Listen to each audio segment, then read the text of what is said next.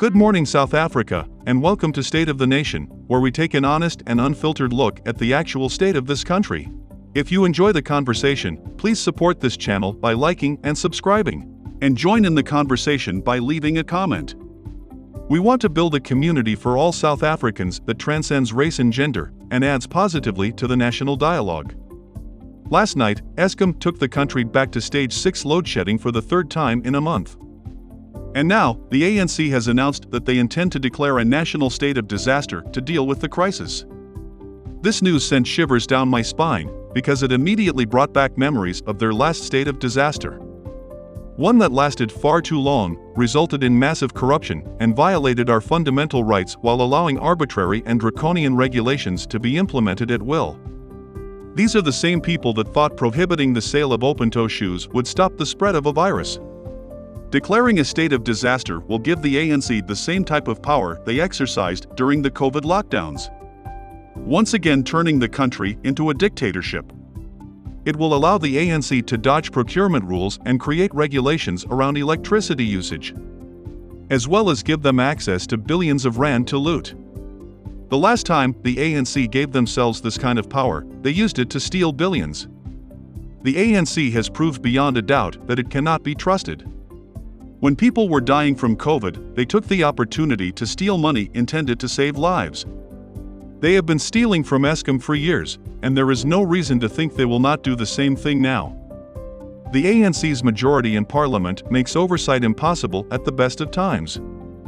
Still, under a state of disaster, they will not even be subject to parliamentary oversight. As with the pandemic, they will use this emergency to do as they like, with no accountability. The ANC has had more than a decade to deal with this issue, and has only made it worse. Why on earth should they now have more control of resources? If the ANC were serious about getting the country out of the mess it created, they would realize that they cannot solve this problem alone. The president would fire his cabinet and appoint competent, experienced people who are experts in their field, not merely politically influential in the ANC. The new public enterprise minister would appoint world-renowned experts to restructure Eskom. The government would immediately do away with all race-based procurement and employment requirements at Eskom. They would allow a skills audit of all Eskom employees, stand up to the unions, and reduce Eskom's workforce to a fit-for-purpose size. They would immediately allow private companies to provide power to the grid, and no arbitrary race quotas would be involved. The only concern would be saving the country from complete collapse. However, they are unlikely to take any of these steps.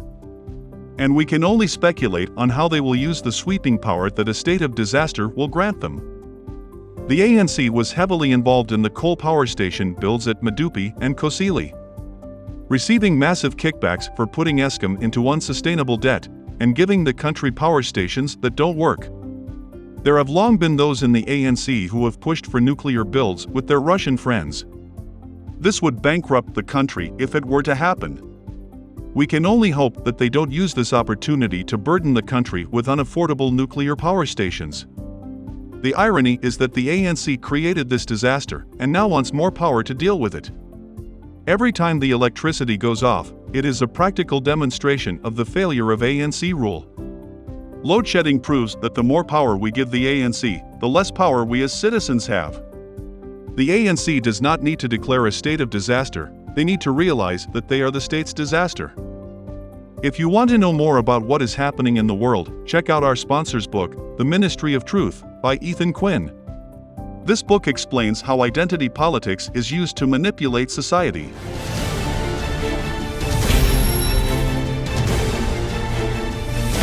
Despite the propaganda, this is not a struggle between people of diverse cultures, races, or genders.